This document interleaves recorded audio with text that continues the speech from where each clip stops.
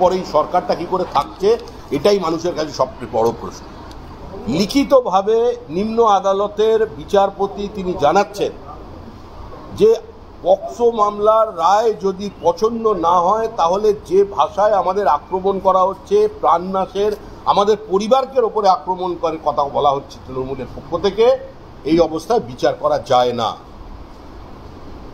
তাহলে সংবাদ মাধ্যম আক্রান্ত, জুডিশিয়ারি আক্রান্ত, ফেডারেল সিস্টেম আক্রান্ত, স্বাস্থ্য দপ্তরে লুট, শিক্ষকদের চাকরি বিক্রি, কোন সংবিধানের কোন গণতন্ত্রের কোন স্তম্ভটাকে তৃণমূল কংগ্রেস বাকি রেখেছে? সর্বস্তরে লুট আর দখলদারি, গোটা সমাজকে একটা খোলা বাজার বানিয়ে ফেলেছে। এর বিরুদ্ধে মানুষকে এই সরকারটাকে সরিয়ে দিতে হবে। আর আপনার জঙ্গল, উত্তরবঙ্গের জঙ্গলে দেখুন না, সামনে সুন্দরভাবে জঙ্গল দেখা যাচ্ছে, ভেতরে কাঠ খালি। জঙ্গল লুট তো একটা তৃণমূল কংগ্রেসের কর্মসূচি। জঙ্গলের কাঠ কাটো, বিক্রি করো।